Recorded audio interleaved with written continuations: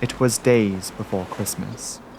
Just when residents of New York had prepared for the holiday, the festive spirit was suddenly shattered. At precisely 10:33 in the morning on December 16, 1960, residents in the New York Borough of Staten Island heard a distant noise. In the moments that followed, debris fell from the sky, raining down from the clouds.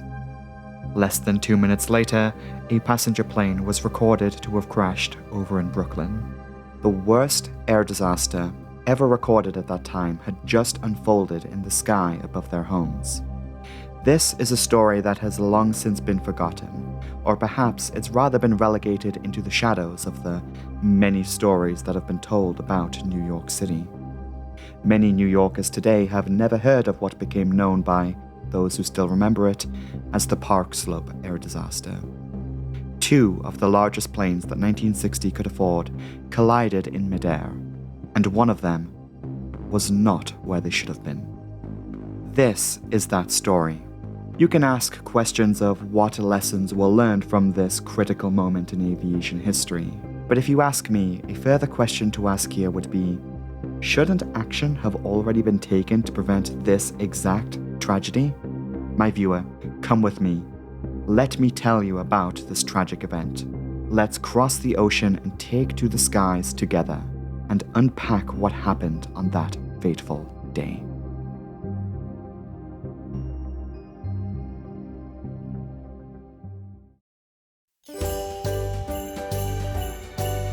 December 16th, 1960.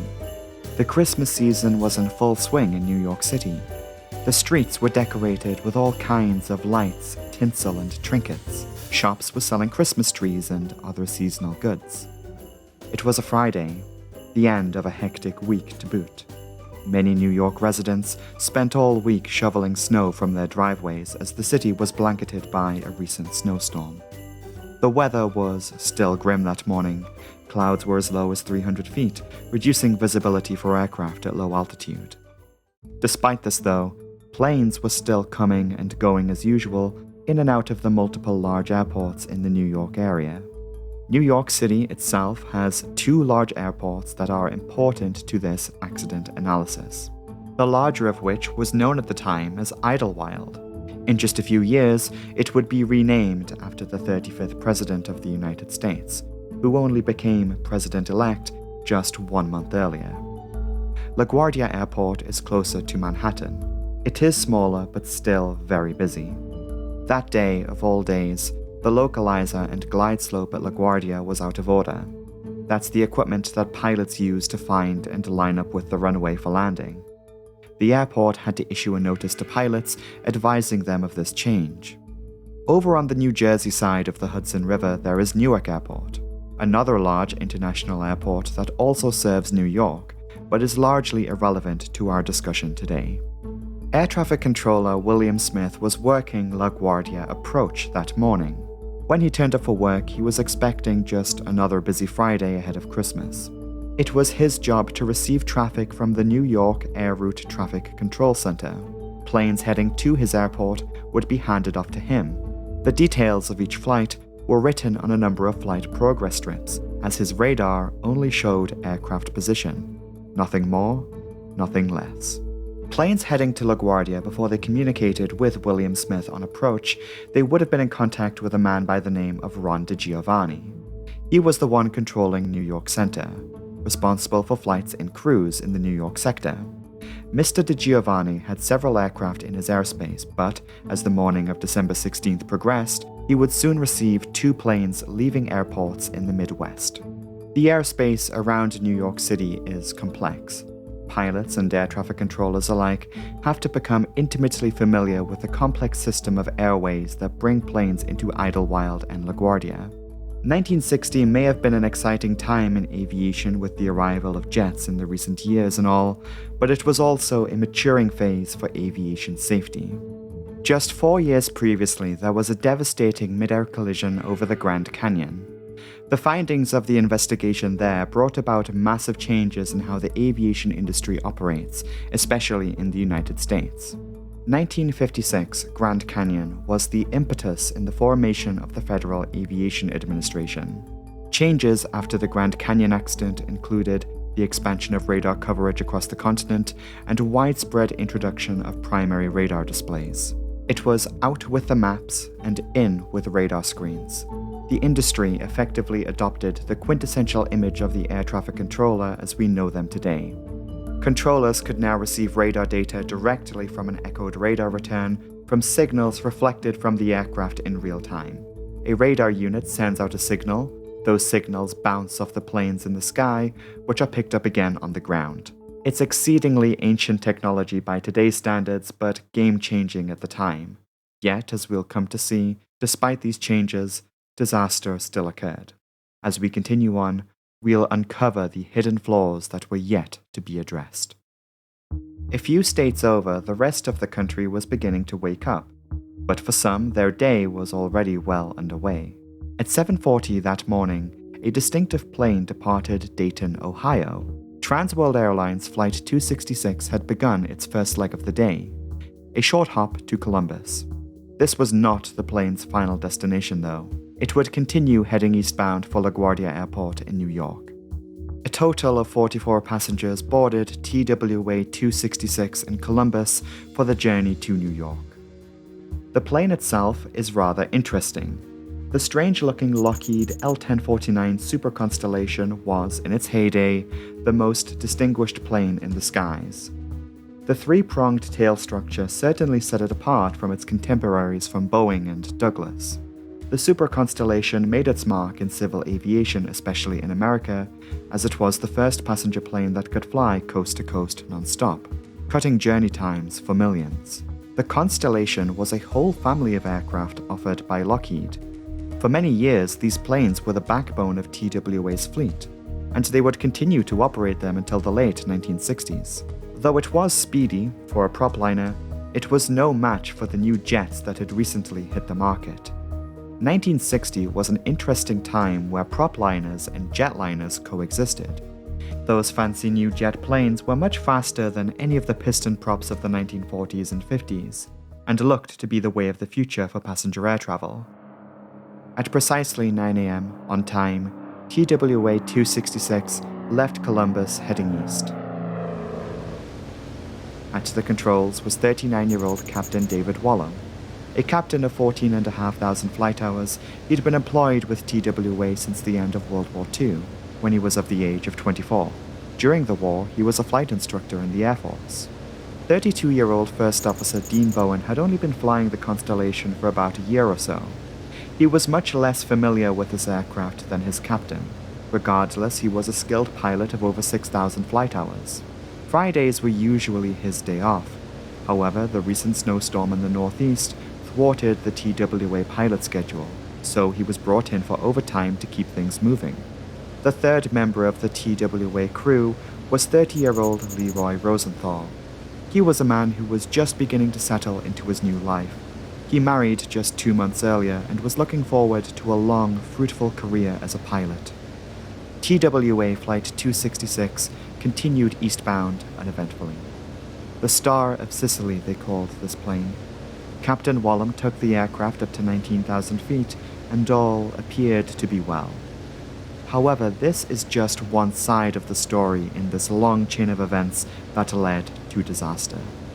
Whilst TWA was en route, if we skip on over to the time zone next door, another New York-bound plane was about to depart. United Airlines Flight 826 was just about to leave Chicago, heading to New York's Idlewild Airport.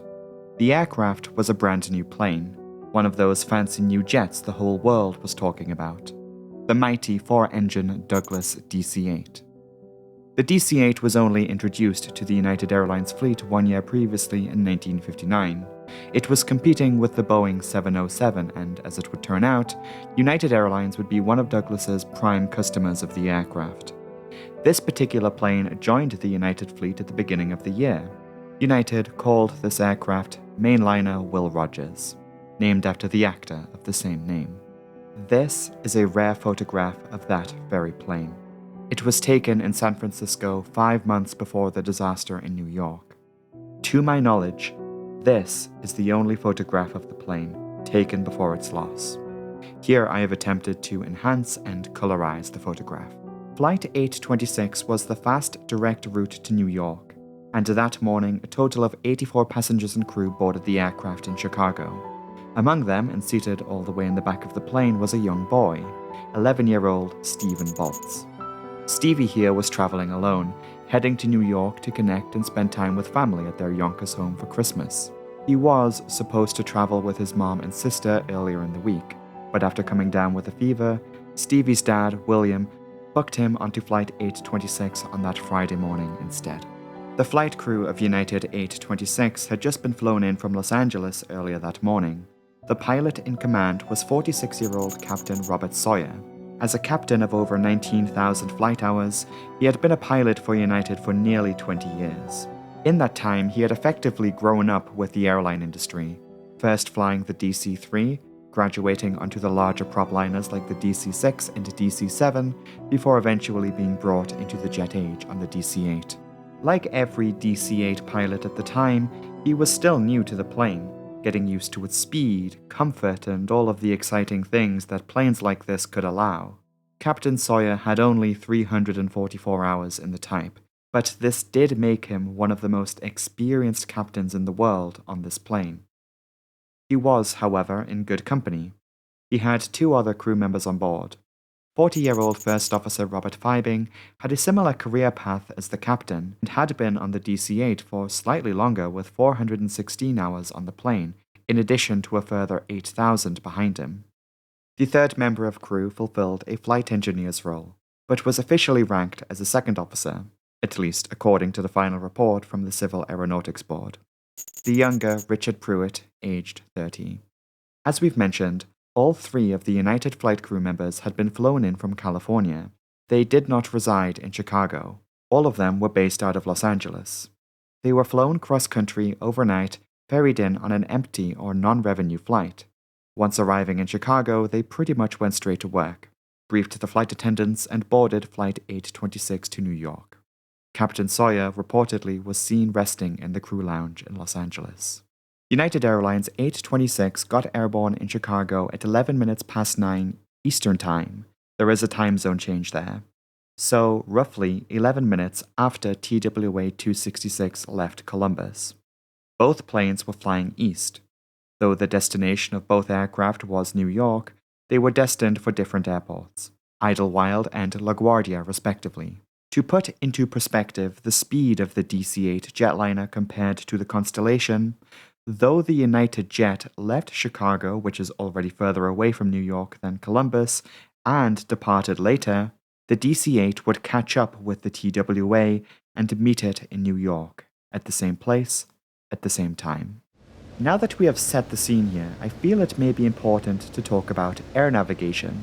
More specifically, how did the pilots know where they were going in an age before GPS and fancy flight tracking? We need to know how these two flight crews were navigating, as getting familiar with some of this technology is critical in understanding how this tragedy happened. I hope you have your pen and paper ready, because this will be on the test. Let's talk about VOL. Airways make up the backbone of navigation in commercial aviation and instrument flying in the modern age. We like to think of them as the roadways of the sky, so airways historically have been defined by a series of waypoints related to ground navigational equipment. In the past, to help improve pilot navigation in North America, given that it is a huge continent with an ever-increasing number of planes, it was necessary to introduce some kind of system that would keep planes in their lane. The concept of the airway was born. In the 1940s, a countless number of VOR navigational stations were installed all over North America. These VORs became the foundation of the airway system in the country, and the straight air corridors between them became known as Victor Airways. Victor, V for VOR. So if airways are the roads of the sky, then the VOR in this context is comparable to an intersection. Okay, but what is a VOR? VORs were just one of a number of different types of ground-based navigational equipment available to aircrews. VOR is short for Very High Frequency Omnidirectional Range. VHF radios weren't the only method of navigation. Lower frequency, non-directional beacons, or NDBs, could also define airways. The United States, though, favored VORs and used them to define Victor airways. VORs broadcast a signal on VHF radio frequencies. Pilots can then tune into these signals on their radio equipment on board. That received information can then be displayed on a number of different types of flight deck instruments, of which, in this context, there are two that are of note, the two that were installed on the United Douglas DC-8. The first, what's called a radiomagnetic indicator, or RMI. This consists of one or two needles, depending on the number of receivers the plane has. The needles simply point in the direction of a radio signal. The RMI integrates a heading indicator to give a basic bearing to a ground nav station. The other notable instrument that was used for more complex navigation techniques was a visual representation of the plane's flight path deviation. According to the accident report, this plane had something called a pictorial deviation indicator, or PDI. In the simulator, I actually don't have a plane that has one of these specifically, sadly. Although, on these older airplanes, the instruments that fulfill this function come in a variety of different forms. Horizontal situation indicator, course deviation indicator, pictorial deviation indicator, they're all basically the same thing. If you're a pilot, pretend you didn't hear that. To summarize, the thing to know here about this instrument is that it features a floating pointer that can move all around the face of the instrument to visualize an aircraft's deviation relative to the course to and from the VOR that has been selected. For example, say you were flying directly to the next VOR waypoint. If you deviated to the left of course, the indication would move to the right. VORs are considered to be short range, but basically once the pilot tunes in, their equipment will guide them toward and even away from that point. Because of the use of these types of instruments, it was possible for pilots to navigate a whole flight flying VOR to VOR, often chaining them together for longer journeys. Though simple enough, it did have its limitations. VOR tends to have rather small coverage, it is short range. Weather could also cause interference on the radio signals, but despite their limitations, they were incredibly useful. And what could be better than having one VOR receiver on board your plane than two of them that can be used independently at the same time? The fact that pilots could do this meant the possibilities for air navigation grew, as it allowed pilots to execute more intricate navigation that especially came in handy for departing and arriving procedures. In more complex airspace, such as the area around New York, having too many radio stations could be rather overwhelming. Because you can't just keep putting radio beacons everywhere, especially on water, arbitrary waypoints known as fixes also dot the sky in countless numbers. Fixes are effectively just imaginary points in the sky. They don't have any sort of beacon attached to them. However, they become real points to a pilot as by using the radial data from two VORs, their position can be triangulated. I feel it may be necessary to show you a real example in this context, as this is important to the events that led to the disaster in New York. So, let's go to the map. New York is a city I have become intimately familiar with recently, and it is common knowledge that New York has 5 boroughs.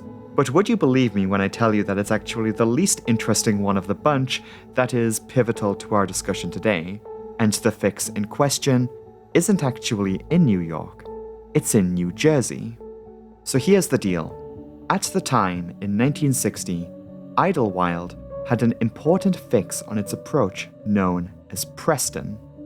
Preston was one of those imaginary arbitrary points in the sky. It was located on the New Jersey side of Raritan Bay, just south of Staten Island. Many flights that were bound for Idlewild passed right through here.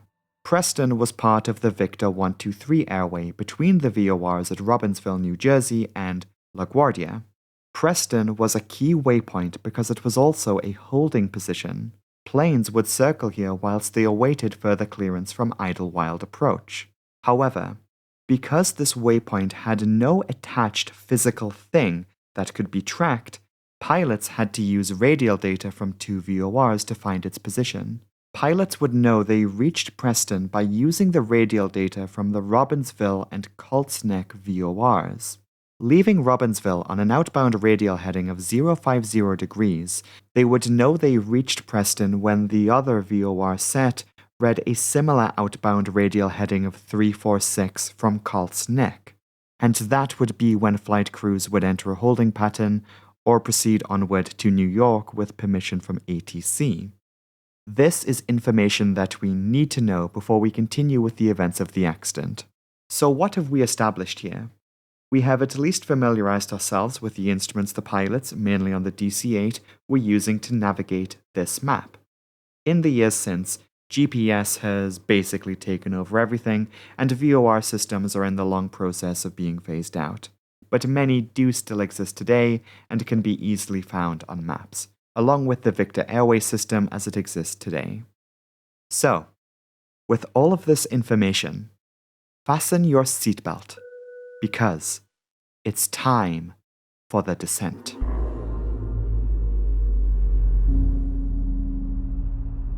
It was just after 10 a.m.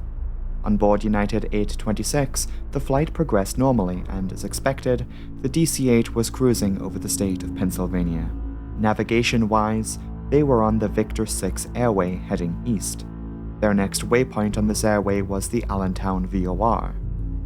Pretty soon, the pilots would be thinking about descending from their cruising altitude of 27,000 feet. Meanwhile, our TWA flight was further ahead, approaching New York.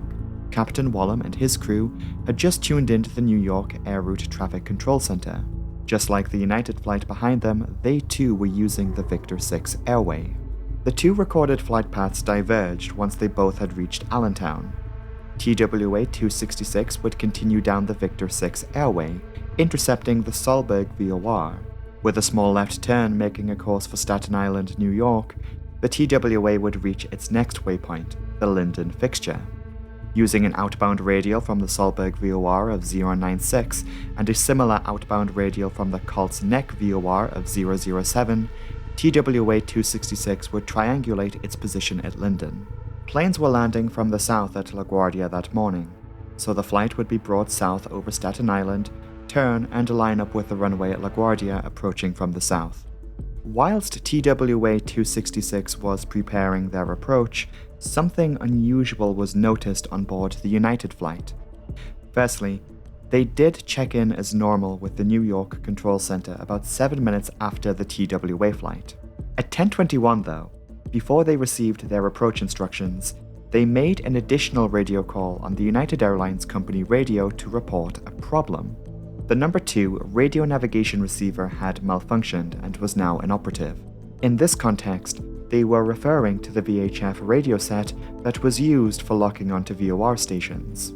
Usually, the DC-8 would have 2 functioning VHF navs to help with the navigation. The loss of one limited what the pilots could do. They could only tune into one nav point at a time, increasing their workload. This would manifest with disastrous results later. Though this navigation problem was passed over to United Airlines, this information critically did not make its way to air traffic control. Before the United crew really had a chance to do so, the New York controller passed United 826 over to the next radio station, and they were handed to a different controller at 10:22. This new controller immediately issued the DC-8 crew with descent instructions. The descent would be done in phases, with the first step going down to 13,000 feet. Captain Sawyer of the United flight was initially hesitant to get down so quickly. Radio transmissions from Flight 826 suggest the crew preferred to hold at a higher altitude if there were any delays.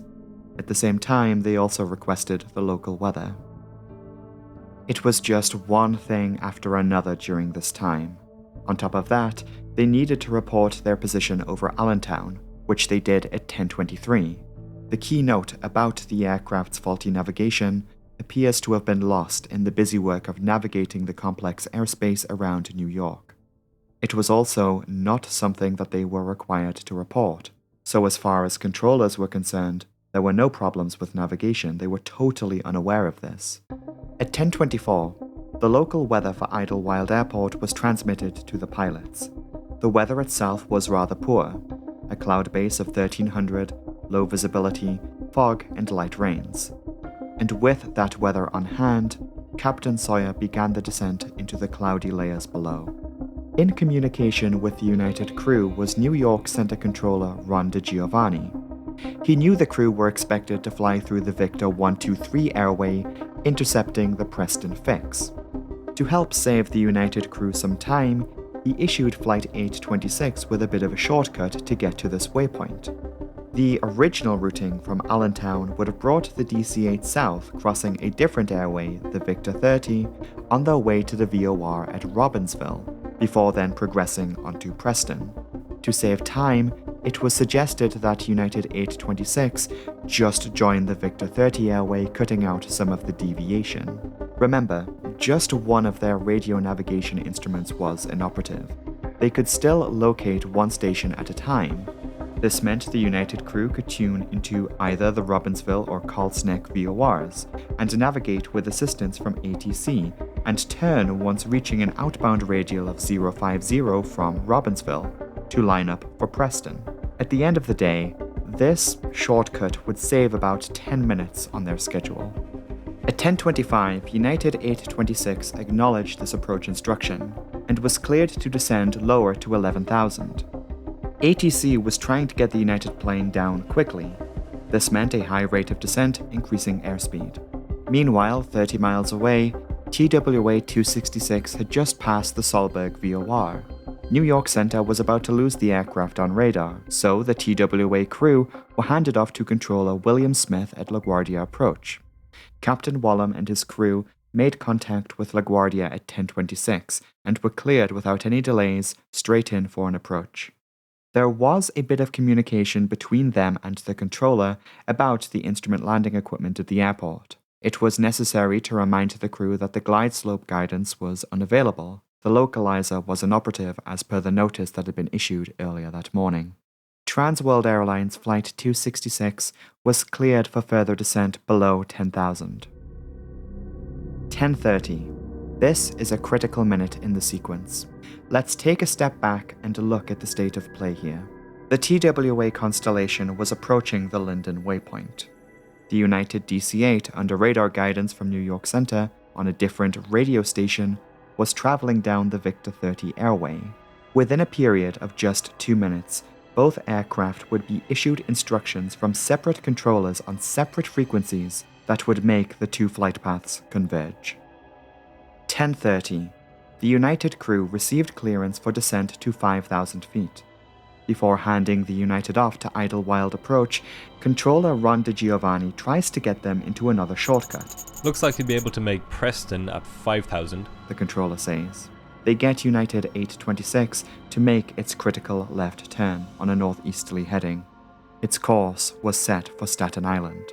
Although, in theory, the plane would hold at Preston first, awaiting further instructions from Idlewild Approach. At this moment, there is no cause for concern. 10:32. The TWA crew made their expected right turn from their position at Linden. They were now heading southeast. At the same time, United 826 was in communication with New York Center. They were about to level off at 5,000 feet and be handed off to Idlewild Approach.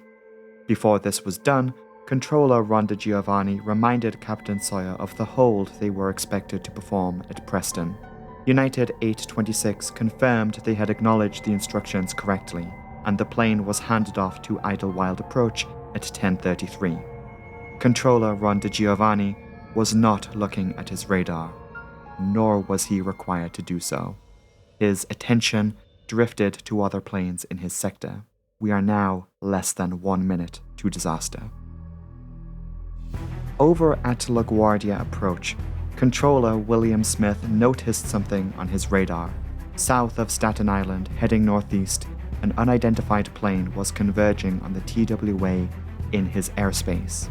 We have to take a moment to remember that these two flights were under the guidance of different controllers at different stations. They were basically in two different airspaces. This unidentified plane was United 826. However, as far as the LaGuardia controller was concerned, this was an unidentified plane. They had no idea what it was. This was the age before secondary radar displays. The controller looked down at his flight progress strips, but could not identify what this blip on his radar was. He went on frequency to issue a traffic advisory. TWA 266, traffic at 2:30, 6 miles northeastbound.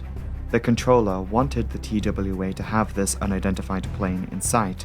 Captain Wallum was now looking out for the plane, but they couldn't see it. It was a cloudy day. The controller watched on his radar as those two targets drew closer together. Seconds from disaster, the LaGuardia approach controller decided to take additional action.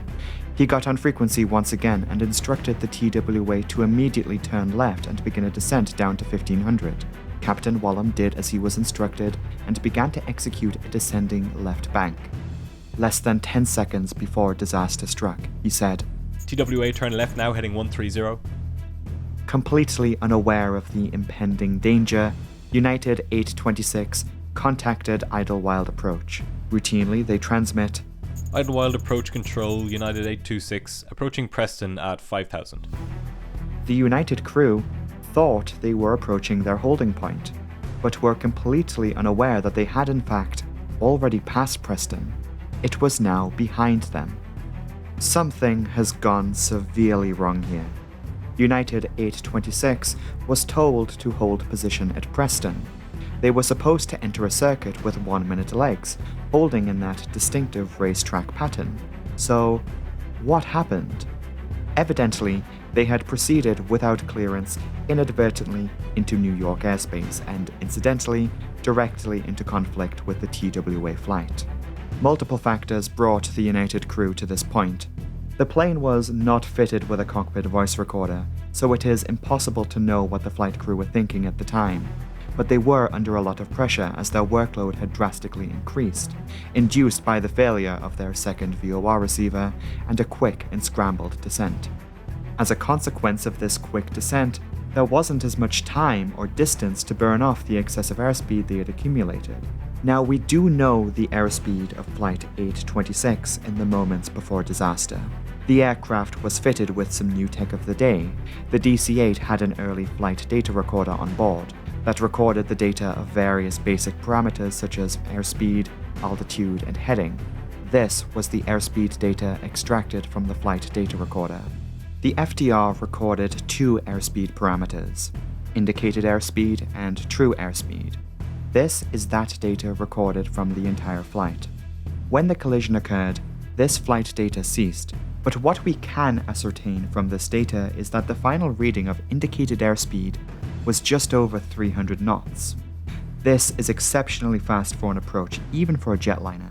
Having analyzed the data myself and the events of the flight, here's what I believe happened. Basically, time slipped away from the United flight crew. They had already just cut the corner at Robbinsville and Colts Neck. This reduced the expected distance and flying time to Preston by roughly 11 miles. When one factors in the excessive airspeed of the plane, they were brought to and even past their holding point way sooner than I think any of the flight crew had expected. This was a new plane for the pilots. Jetliners, by their very nature, were a lot faster than any of the planes they had previously flown. On top of all that, the weather did not help matters. The cloud made it hard to, firstly, see any other planes, but also it shrouded the distinctive landmarks of New York in a veil of fog. For pilots, when they frequent an airport enough, the surrounding areas begin to become familiar to them. Roadways, coastlines, key landmarks, such as, say, in this context, the Statue of Liberty, these things become familiar to pilots. If the weather was clearer, they might have been able to see and judge they had flown too far by looking at the coastline of Staten Island and how close they were to the Statue of Liberty or Brooklyn or the skyscrapers of Manhattan. Maybe they could have been clued into their devastating error. Controller William Smith at LaGuardia watched as the two radar echoes, one the TWA, the other he doesn't know is a United Airlines DC-8. He watched as the two targets finally merged on his screen, noticing shortly after they failed to separate. At just before 10:34 in the morning on December 16, 1960, in the cloudy, cold sky over Staten Island, New York, at an altitude of 5,000 feet, United Airlines Flight 826, a Douglas DC-8, collided with Transworld Airlines Flight 266, a Lockheed L-1049 Super Constellation. The two right-side engines of the DC-8 ripped into the fuselage of the Constellation, almost shredding the passenger cabin in two. The TWA was basically destroyed in the air. Its remains banked sharply and spiraled toward the ground. At the time of collision, Staten Island residents below noticed the sound of a distant explosion. Seconds later, wreckage rained from the sky. The Constellation crashed in the neighborhood of New Dorp on Staten Island. More specifically, the wreckage came down on Miller Field. At the time, this was an Army airfield. Nearby was New Dorp High School. Hundreds of students were in class when fragments of wreckage fell on the school's grounds. Most of the wreckage crashed on the northwest corner of Miller Field, narrowly missing the school and homes of residents. Parts of the United DC-8 were also later found on Staten Island, including the DC-8's right wingtip and number 4 engine, which showed clear signs of collision, made apparent from the red markings from where the engine struck on the TWA's skin. That number 4 engine was ripped from the wing of the DC-8, and with it, much of the leading edge. The number 4 engine had ingested parts of the TWA's cabin. Investigators determined that at least one passenger from inside the Constellation's cabin had also been ingested into the engine. Almost immediately after the wreckage settled on Miller Field, residents poured out from their homes to see the horror that laid before them, the mangled wreckage of a passenger plane resting on the nearby airfield. Scattered around were other fragments of debris and the unsettling sight of red-stained snow on the streets.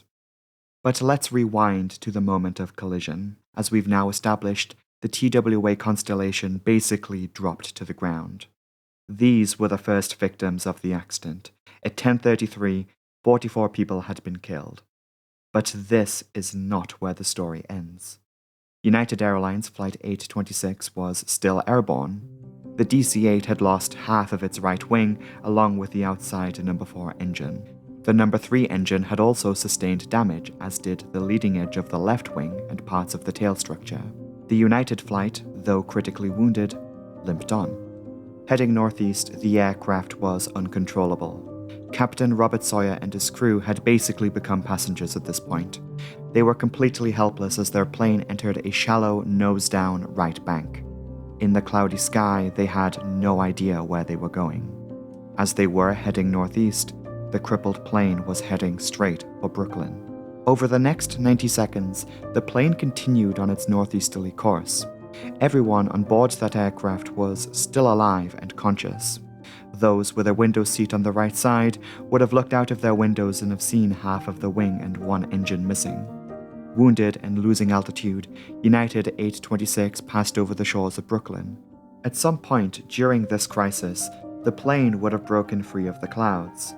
I'd like you to just try and put yourself in the minds of the flight crew at that moment. It's unclear if they ever had any idea as to what had happened. They had no idea where they were or where they were going. So imagine how they might have felt when they eventually broke out of the clouds, only to see the urban landscape of Brooklyn. I feel it's certainly possible that the pilots would have caught a glimpse of Prospect Park, a large open green space free of any buildings. It was pretty much the only open space they could crash the plane. Even if the thought did occur to them, they had little to no influence on where to guide the plane. It was the alternative outcome that actually transpired that morning. Whilst all of this was happening, controllers in LaGuardia were already putting the pieces together as they were unable to get contact from TWA. They contacted New York Center in a panic to inform them of a potential emergency, asking if they just had one of their planes cross over Preston. They then contacted controllers at Idlewild Airport to see if they've heard from this other plane. Approach controllers there were not expecting the United for a further 10 minutes, as they were not informed of the shortcut the plane had just made minutes previously. Process of elimination through the information detailed on the flight progress strips determined that the plane was a United Airlines DC-8. Very quickly, it was beginning to set in amongst air traffic controllers that two planes had just collided in midair. They were still tracking the now identified United Airlines plane as it passed over Brooklyn. When United Airlines Flight 826 ran out of time and altitude, the plane was here, in the neighborhood of Park Slope, Brooklyn. One resident on the ground, a dentist, Dr. Jacob Crooks, was out walking his dog that morning.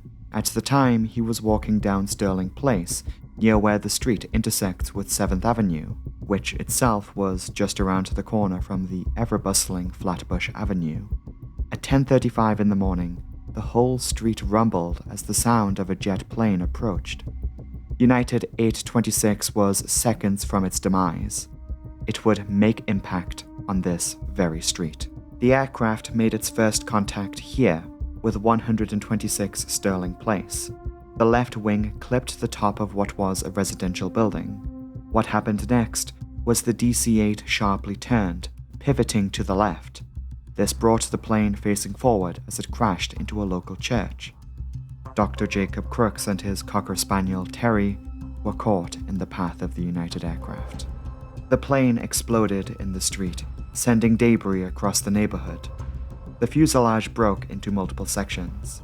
This left a total of 10 buildings either destroyed, severely damaged, or set on fire. This included the homes of residents, a funeral home, laundromat, and the local deli, further increasing the eventual death toll. The tail section was ejected to the corner where Sterling meets 7th Avenue, where it came to a rest, as you can see in this photograph. It was only a matter of seconds before first responders arrived on the scene. Park Slope residents in their hundreds spilled onto the streets, only to find the homes of their neighbors ablaze. Though many ran from the carnage uncertain as to what had actually happened, others ran towards the burning street, as the distinctive sight of the United Airlines tailfin all but told of what had happened. It was clear that a plane had just crashed in their neighborhood, and many had that feeling inside them that maybe there could still be people who needed the help of first responders. Minutes later, the fire department arrived on the scene of what they first thought was the crash site of a small plane. When it was discovered that this involved one of the largest planes in the world at the time, more calls for firefighters went out across the city. Police had to intervene to contain the crowds that had filled the streets. It took a little over 2 hours for the fire department to confirm that they had the fire under control. Even then, it would take hours for the flames to be fully extinguished. In the meantime, bodies in their dozens were slowly being pulled from the wreckage of the aircraft and the rubble of destroyed homes and businesses. It was hard to tell if they were the remains of airline passengers or local residents. Brooklynites were left just waiting to hear who else had been lost in the disaster. The local butcher, the church caretaker, a sanitation worker, and even 2 merchants selling Christmas trees were amongst the dead. Rescuers discovered dentist Dr. Jacob Crooks in the wreckage. He was suffering from severe burns, but he was alive, though he was teetering on the cusp of death. He was immediately taken to hospital, where he sadly died. Terry, his dog he was walking at the time, was never found, presumed lost in the disaster. A total of 6 people were killed on the ground, 7 if you want to include the dog. When the sun rose into the sky that morning, this was the sort of neighborhood where residents would sit on their front doorsteps and watch whilst their children played in the street. By the afternoon, the same street looked like a war zone. Word began to spread that a Midair collision had taken place, as Brooklyn was not alone that day. New Yorkers on Staten Island were too picking up the pieces of an airline crash and processing the disaster that unfolded in front of them. 133 people were killed in the disaster that day. All 44 on board TWA 266, 83 people on board United 826, and a further 6 on the ground. Bodies were identified throughout the afternoon, but it was a long process that took all of the weekend. Though many relatives of the lost insisted on visually identifying their loved ones themselves, investigators spared them of the sight. Many had suffered unimaginable trauma. Victims were instead identified by the use of personal items and medical records. On a dark day like December 16, 1960, where it was just bad news after bad news, try to imagine how people felt when it was discovered that one person survived.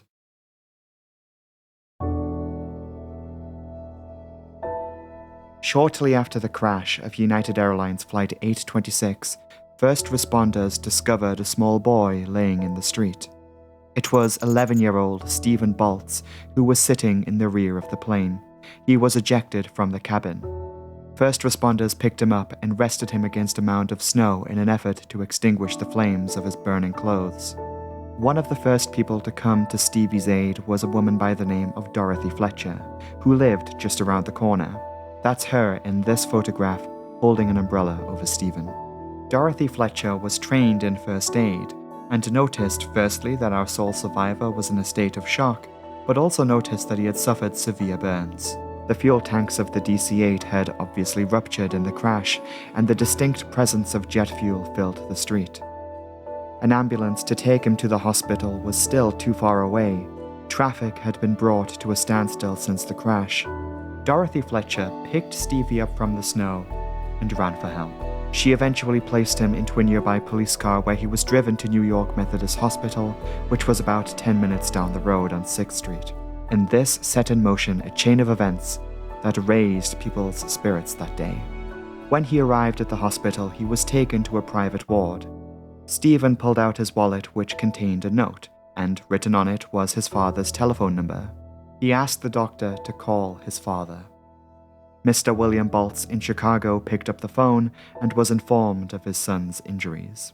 He booked himself onto the next plane leaving Chicago and was in New York by 4:30 that afternoon.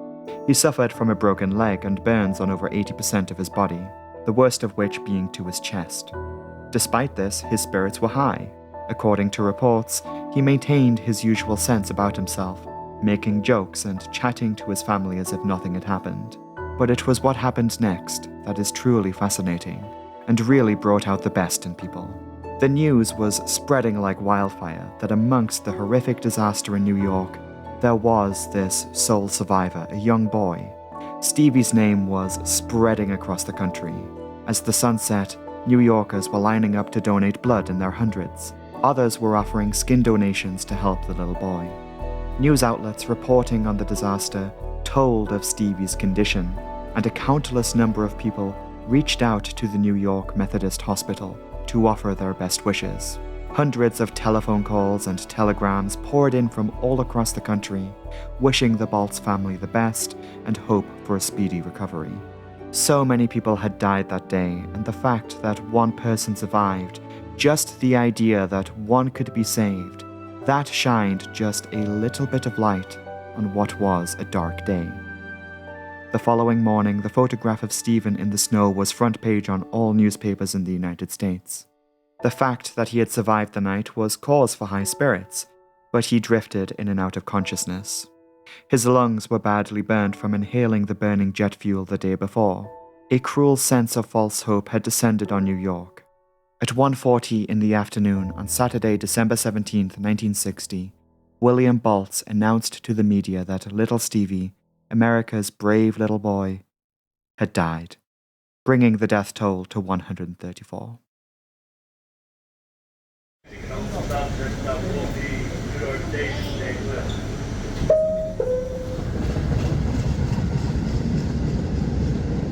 I traveled to New York in preparation for this video. I wanted to visit the sites as they are today. Too often with these videos do I just talk about these faraway places. I decided, for once, I wanted to go there. So these are now places that I've been to observe for myself how things have changed and how life has moved on. First, I traveled to New Dorp on Staten Island, where I came to Miller Field, the impact site of the TWA constellation.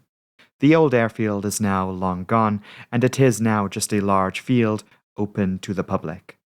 Though there are some signs of its history, like these old, disused hangars, and what I assume was part of an old apron with weeds growing between the cracks. Miller Field is now a recreational ground, with baseball fields, basketball courts, and playgrounds. There were people out walking their dogs. I visited on a Saturday, and there were youngsters out playing football. Actual football, that is. Seeing it on a map or on Google Earth certainly did not give the same sense of scale as actually being there. So here is roughly where the plane crashed. Other forms of life have since moved in, like these birds and squirrels. But whilst I was there, standing on the field, I couldn't help but notice the distinct sound of distant airplanes. I realized that air traffic is still being brought through here to this day for flights going into LaGuardia and now Kennedy Airport. Later, I visited Brooklyn. Walking through the streets of Park Slope, I admittedly kind of got a bit lost looking for this place, the crash site of the United plane. I really should have studied the subway map better. I was winging it, I was a bit stubborn, and I ended up getting lost. I was stupid. Don't be like me when you're out in New York. There is little there today to tell of this dreadful accident, though the scars of what happened are still visible if you know what you're looking for. I walked down Sterling Place towards the intersection, for example, and noticed the change in the outside appearance of the buildings. Housing in Brooklyn is known for its distinctive 19th century design, so some buildings when you walk through here look kind of out of place, and these were the buildings that were rebuilt in place of those destroyed in the accident. 126 Sterling Place, the initial impact point of United 826, looks completely different to its surrounding buildings. This is the telltale sign of which buildings survived the crash. You'll be glancing over the rather beautiful ornate exterior trimmings of the buildings, only for them to suddenly end and be replaced with a blockier 20th century building facade instead. One of my Twitter followers mentioned that one of the nearby cafes here apparently has some newspaper clippings in their window. This was brought to my attention after I had been there, so I wasn't able to keep an eye out for it whilst I was there. Park Slope has a rather young demographic makeup. There aren't many people there left today who were also there on December 16th, 1960. Things have moved on, and the disaster is now just a distant story from long ago. That's why, in addition to coming here to New York, I really wanted to seek out some of the stories of those who lived there. I got a hold of this book titled Shrouds in the Snow by Linda Boris. I think she summarized the general feeling of New York in the aftermath rather nicely. To quote a section from Chapter 11, Christmas was but 1 week away. Everyone was determined it would be a happy and joyous one, filled with family, friends, and camaraderie. But perhaps most of all, a deeper appreciation for the fragility of life. I am not the only one who feels this is a forgotten incident. It was an important event in aviation history, if not one of the highest profile mid-air collisions to have ever occurred. So is there anything that stands in remembrance of those who were lost? Yes, actually there is. It took many years, but a memorial now stands in Greenwood Cemetery in Brooklyn, in remembrance of the dead. I took the time to head to Greenwood, but I didn't take any footage inside. I respected their rule of no video recording inside the cemetery. But 2 monuments exist here. One features a granite plaque with the names of the deceased, the other a grave of the unidentified victims. In addition to this, there is also a plaque inside the New York Methodist Hospital. They have a plaque honoring Stephen Baltz, the sole initial survivor. Alongside his name is the change they found inside his pocket. When I got to the hospital, they looked incredibly busy, and I didn't want to disturb them, so I didn't go in to see it for myself. So this really brings us onto the lessons learned. What has been done since the New York disaster? Or rather, what was done at the time to address this issue of mid-air collisions? I say it like that because the Grand Canyon disaster occurred only a few years previously, with a shocking level of coincidental similarities. In both cases, the involved aircraft were operated by Trans World Airlines and United. In both cases, it was the United plane that crossed paths with an unsuspecting TWA flight. The constellations in both accidents basically just dropped straight to the ground, whilst the Uniteds uncontrollably limped on. Additionally, the total fatalities from both planes in both disasters came to 128. The addition of 6 ground fatalities made this the worst air disaster to have ever occurred up till that point. Though the Grand Canyon disaster highlighted major shortcomings in aviation, the New York disaster was a reminder that work was still far from over. and further flaws had been exposed, reflecting that the investigation into the New York Midair collision was the largest aviation investigation ever conducted at the time. The United States Civil Aeronautics Board was in charge of the investigation. This was the precursor to the NTSB, which was established in 1967. Investigators cited a number of factors, ranging from the initial failure of the second VOR receiver on the DC-8 to its excessive speed and the decrease in time as a consequence, and the apparent shortcut, which limited the flight crew's time to navigate a high workload environment. Investigators also found that radar could be better used to prevent further similar accidents. The New York controller, if you remember, when he handed United 826 off to Idlewild with the hold at Preston, he was purported to have not been looking at his radar screen. There was no rule in place at the time that required him to do so. This is a lesson that some have argued should have already been learned following the 1956 disaster over the Grand Canyon. After all, that was the whole point of expanding radar coverage across the continent in the first place, to be a line of defense in preventing these sorts of accidents. If you cast your mind back like half an hour ago now at this point, we talked about the VOR stations that United 826 was expected to use to identify the Preston fix.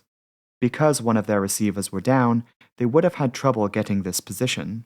Interestingly, other pilots came forward testifying that the Colt's Neck VOR was malfunctioning and continued to send erroneous signals after the accident. It would be easy then to conclude, if they were using the Colt's Neck VOR to find Preston using the radial bearing they were used to, and it was giving them false information, that this could explain why the crew didn't stop and continued to proceed. However, this was contradictory to the investigation's conclusions. They found that the VOR beacons were working correctly. Disagreement was certainly had here, as pilots maintained there were issues with the VOR signals. The investigation, in their final report, concluded in their probable cause statement that United Flight 826 proceeded beyond its clearance limit and the confines of the airspace allocated to the flight by air traffic control. A contributing factor was the high rate of speed of the United DC-8 as it approached the Preston intersection, coupled with the change of clearance, which reduced the en route distance along Victor 123 by approximately 11 miles. Investigators effectively blamed the United flight crew. United Airlines, its pilots, and pilot unions rejected the conclusions outlined in the official report. The opposition maintained there were malfunctions in radio equipment and a lack of appropriate use of radar. The report was criticized for whitewashing the FAA's responsibility and role in the accident on that front. No recommendations were noted in the report issued by the Civil Aeronautics Board. This didn't stop the Federal Aviation Administration in implementing a number of changes in wake of the findings of investigators. These changes included the rollout of distance measuring equipment, new tech that would tell pilots the distance to and from VOR waypoints. So these would now become known as VOR DMEs. Speed restrictions in controlled airspace were introduced. In the United States today, there is a restriction of 250 knots below 10,000 feet. Pilots were now required to report all navigation equipment malfunctions to ATC. In the following years, radar technology and aircraft transponders would be evaluated and improved upon. With the introduction of secondary radar, air traffic controllers have had for many years now clearer information regarding each aircraft in their airspace, such as altitude, airspeed, and heading. This was information that was not readily available to controllers in 1960. They were relying more on pilot reports for that sort of information. Sadly, the 1960 New York Midair collision would not be the last of its kind. Many more notable incidents have occurred since, despite the improvements made after 1960. Each time they occurred, a new flaw was exposed in the system and solutions needed to be found. Even with secondary radar, two planes collided over Yugoslavia in 1976. Reliance on faulty radar and systemic problems that overworked air traffic controllers contributed to disaster in that incident. The Traffic Collision Avoidance System, which is often abbreviated to just TCAS, was not really introduced until the 1980s, and would see widespread introduction following two further notable collisions in 1986 and 1996. TCAS was the solution that the aviation industry had been looking for all this time. It's a computerized system that works with the transponder to be the first line of defense in preventing a midair collision.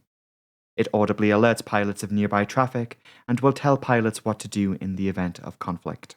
However, even with this technology, it was still in the hands of humans who make mistakes. For example, TCAS did its job in the 2002 incident when a Russian passenger plane collided with a DHL cargo plane over southern Germany. A conflict between a TCAS instruction and an air traffic controller instruction, in addition to a difference in opinion and approach to airmanship between cultures, saw one flight crew effectively go against the TCAS instruction. Mid-air collisions were always rare, but it's making sure that any flaws that are found can be eliminated to make sure that disasters like these never happen again. Hello everyone, I really appreciate you taking the time to watch my video. This video has been the largest undertaking of any video project I have ever done. Constructing this video has taken an ungodly amount of hours to put together, from reading books, a number of reports, what I could find of newspapers from 1960, and flying across an ocean just to shoot video, to the many hours of writing and rewriting segments, recording the reconstruction in the flight simulator that took freaking ages to do on this one, and who could forget all the hours of editing. Needless to say, I am happy to have brought this episode to you. I had been planning this all year.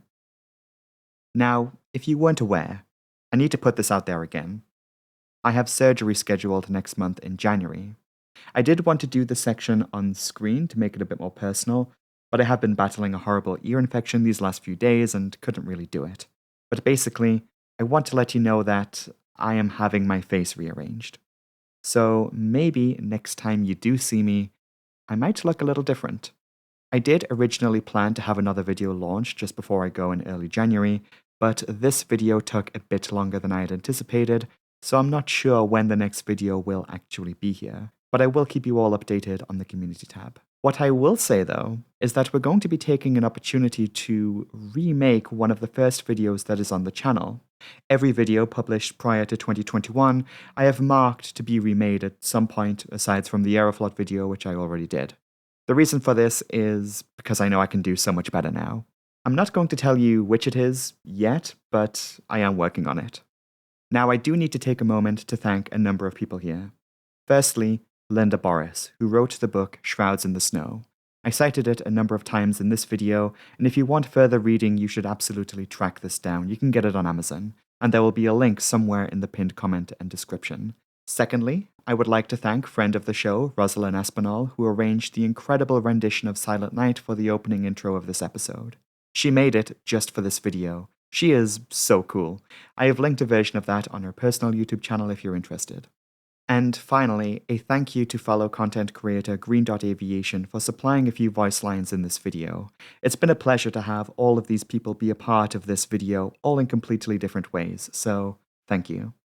Oh, and to the nice lady who sat next to me on the flight from New York to London, who asked what I do and what I was doing in New York, I apologize for telling you all of that right as we were about to take off. I am so sorry.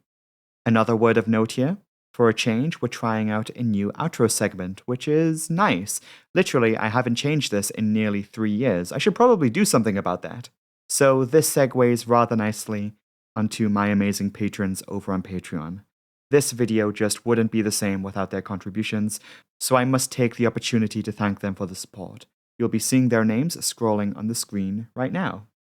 With that said, it is time for shoutouts, and we have quite a few of them. So, in the middle tier, in order in which they joined, a thank you to Jonathan Mayfield, Annig, and Zarkon D. Grissom. Thank you so much. Then, at the highest tier, first class, a thank you to Kimmy Dominic, Song of Circuits, Bagsan, Grant Williams, and Justin Grant. What legends. Thank you all so very much. If you yourself would like to support the channel further, you can always join the Disaster Breakdown Patreon from just £1 per month, and the link to that will be in the pinned comment below. All patrons get early access to all new videos 2 days before they go out publicly. Also, if you're interested, you can also find my Twitter and Blue Sky pages down there as well. Wow, that was a long outro, wasn't it? And that is it for me today and for the rest of the year. Have a great day, Merry Christmas, Happy New Year. I've got lots planned, big plans for 2024, and I will see you on the other side of NYE. Goodbye.